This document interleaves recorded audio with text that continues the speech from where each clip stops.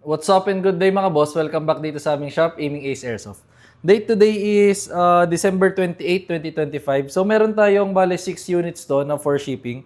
So first unit is EMG Pit Viper kay Boss Dennis of Zambales. Ito parang si Bossing kakukuha lang sa atin ng CZ na orange. So mahilig si Bossing sa mga high-end na unit. Ayan. So EMG John Wick 4 na Pit Viper. So license to, license ng STI or TTI. Ayan. So meaning ng license, very close yung looks niya sa real steel na version. So naka fiber optic yung front sight, then naka adjustable rear sight. Tapos kita nyo naman yung markings niya, napakaganda. Tsaka yung quality ng mismong material niya. So ibang-iba dun sa mga budget meal natin. Ayan. Tapos kita nyo rin yung markings sa mismong upper ng slide. Upper part ng slide. Ayan. Then, ang kabilang side naman, ito. Ayan. So, nandyan yung markings niya ng Pit Viper. Tapos, meron nga pala siyang kasamang license card. Ayan. So, pakita ko na rin sa inyo. So, yun yung license card niya nakasama sa mismong box. Then, ito yung likod. Tapos, magazine niya is may markings din dito ng TTI. Magazine capacity is 30 rounds na metal magazine. Ayan.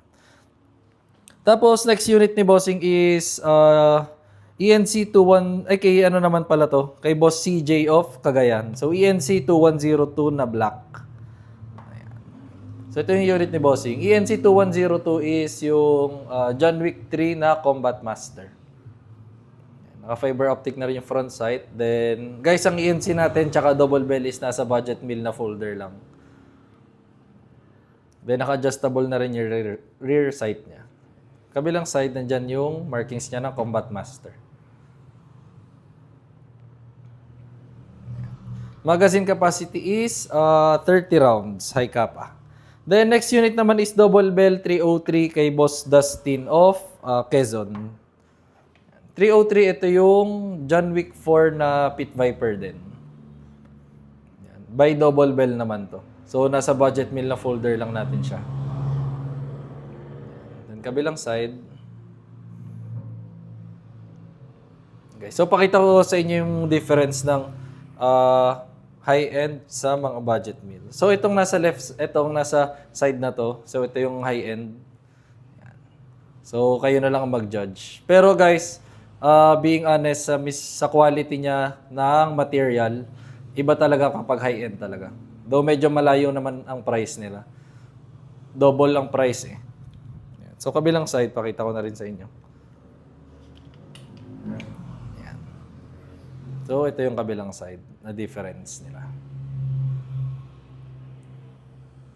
So, mga small details nila, iba pa rin ang high-end talaga. Tapos, magazine capacity nito is 30 rounds din. Tapos, next unit naman is double bell 723DY kay Boss John of Sorsogon. 723DY, ito yung 1911 na classic na chrome ang color niya. Yan. So, available din to sa color black. Yan. So, chrome. So, mga mahihilig sa chrome dyan. Yan.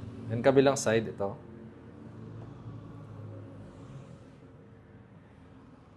Magazine capacity is 25 rounds na dual stock. Tapos, text unit double bell 736 kay Boss Lino of Oriental Mindoro. Ito si Bossing, sobrang dami na nakuha sa ating unit. Ayan. So, kinuha naman niya ngayon is M92 na Taurus. So, full metal din yan. Metal yung slide, metal yung lower frame. Then, classic na classic yung looks niya. Magazine capacity is 25 rounds. Last unit, ENC 1103 kay Boss Alfe of Rizal. So, kinuha naman ni Bossing is itong 1103 Glock 18C. So, meron siyang semi-auto pag nakataas, pag naman nakababa, full auto. So, markings ng ENC, so napakaganda talaga. Kita nyo naman. Naka-engrave siya sa mismong unit. Then, kabilang side. Magazine capacity naman nito is 25 rounds. So, try muna natin itong John Wick 4 Pit Viper ng EMG. So guys, kapag extended yung mag catch niya, so ingat lang na mapindot siya habang while firing. So try natin.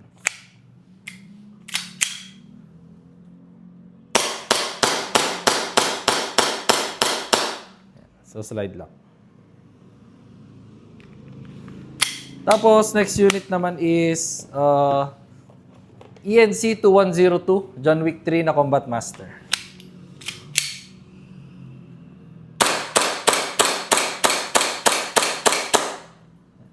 Slide lock din. Next unit, Double Bell 303 John Wick 4 na Pit Viper.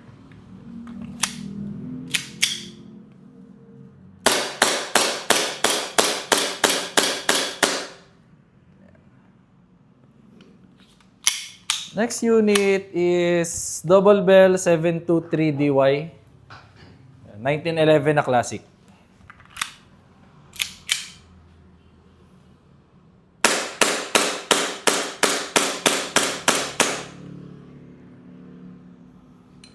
Next unit, Double Bell 736 na M92 na Taurus.